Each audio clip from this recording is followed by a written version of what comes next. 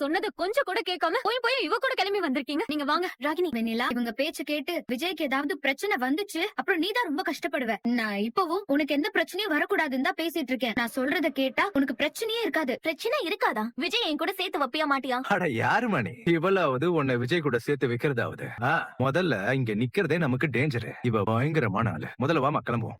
போங்க போங்க, விஜய் வெளியே வரட்டும். உங்க கும்பல என்ன பண்றாருன்னு மட்டும் பாருங்க.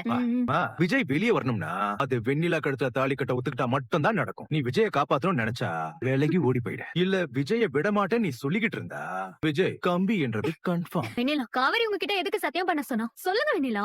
ஆக்சிடென்ட் ஆனதுக்கும் விஜய்க்கும் எந்த சம்பந்தமும் இல்லன்னு என்ன போலீஸ் கிட்ட சொல்ல சொன்னா. அப்படி சொன்னா அவ விஜய டிவோர்ஸ் பண்ணிட்டு என்ன விஜயோட சேர்த்து வைக்கிறதா சொன்னா. ஐயோ, அத நம்பி நீங்களும் சத்தியம் பண்ண போனீங்களா? ஐயோ, அவ எவ்வளவு பெரிய கேடு தெரியுமா? சச்ச ஃப்ராட். நீங்க மட்டும் அப்படி போய் போலீஸ் கிட்ட சொல்லிருந்தீங்க. அவ விஜய வெளிய கூட்டிட்டு வந்து உங்களை, உங்க மாமாவ, அஜயோட அப்பான்னு எல்லாரும் விஜய் மேல அவதூறு பரப்பி பொய் கேஸ் கொடுத்திருக்காங்கன்னு சொல்லி உள்ள தூக்கி வச்சிருப்பாங்க தெரியுமா? ஆமாமா, அதான் நடந்திருக்கும். உனக்கு உதவி செஞ்ச பாவத்துக்கு நீ எங்களையும் மாட்டி விட்டுருப்ப. அவ்வளவு சாதாரணமா நினைக்காத. நாங்க தான் அவ கூட போகாதீங்கன்னு சொல்ல கேட்காம நீங்க பாட்டுக்கு காவேரி கூட கிளம்பி போறீங்க. உங்களுக்கு விஜயோட சேர்த்து வைக்க நாங்க அவ்வளவு எஃபோர்ட் போட்டுட்டு இருக்கோம். எங்க மேல நம்பிக்கையே இல்லையா உங்களுக்கு? நான் அப்படி யோசிக்கலாம் இல்ல. எனக்கும் விஜய்க்கும் இடையில காவேரி தானே தடையா இருக்கா. அவளே எங்களை சேர்த்து வைக்கிறேன்னு சொல்றப்போ நேரடியா அவகிட்டயே பேசிட்டா நல்லதுன்னு தோணுச்சு. அவ என்னதான் சொல்றான்னு கேட்கலான்னு தான் வந்தேன். வந்த இடத்துல என்னாச்சு? அவ அப்படி எல்லாம் பண்ணுவான்னு தெரிஞ்சுதான் நாங்க அவளை ஃபாலோ பண்ணி வந்தோம். இப்ப மட்டும் நாங்க உன்னை அங்கிருந்து